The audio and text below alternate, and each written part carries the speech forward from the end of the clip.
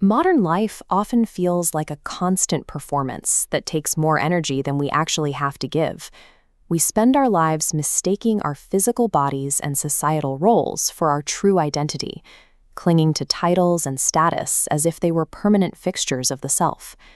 To fit in, we construct a compliant persona, a mask that drains massive amounts of metabolic and mental energy just to stay in place. Psychological suffering represents a thermodynamic energy crisis. It happens when the physical cost of pretending exceeds your body's internal reserves, leaving you with nothing left to power the system. Extreme stress, like the life-or-death pressure of a military patrol, forces the mind to harden its internal programming. To survive the friction of war, the brain writes rigid survival code. Eventually, the weight of that conditioning causes a system overload. The hardware simply cannot process the volume of trauma it's being asked to hold. This creates a Xenotrap, a recursive software glitch where the mind endlessly replays a painful story to try and make the chaos make sense. Stuck in this loop, you are living inside a frozen application, unable to perceive or participate in anything happening in the present moment. To understand the fix, we have to look at the virtual ego framework, or VEF. This model treats consciousness as a coherence envelope, a stable field of awareness that interacts with the universe. In this model, the biological human brain acts as the physical hardware that consciousness runs on. The ego is a virtual machine, or VM, which is a secondary software construct that functions like the desktop operating system for your body. This software is an epistemic filter.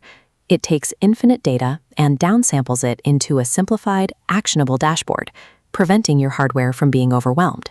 This ego functions as an evolutionary survival utility, a boundary designed to keep the organism safe within a high-friction environment. Think of your identity like the icons on a computer desktop. You don't need to see the raw code to use the machine. You just click the folder and it opens. Our fears, our jobs, and our personas are those functional icons, simplified representations of a much deeper complexity.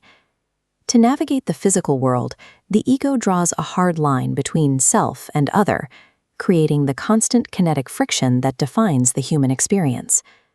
The trouble starts when we forget we're looking at an interface and begin to believe we actually are the icons. We spend years trying to fix our internal suffering by rearranging the icons on the desktop, never realizing the problem is in the software itself. You cannot debug a software loop while you are still identifying as the code.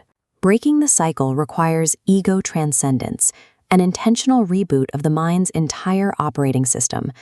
Moments of profound awe, deep meditation, or intensive therapy can trigger this reboot, temporarily silencing the ego's rigid story. Forcing those frozen applications to quit returns the mind to a state of pure, unindexed potential, a clean slate. From this wider vantage point, the truth becomes clear. You are the player holding the controller, looking down at the character on the screen.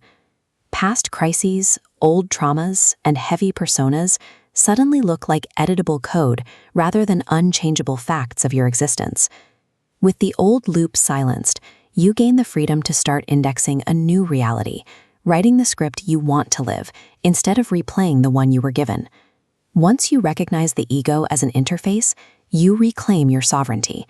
You can stop fighting the friction and finally start playing the game as it was intended.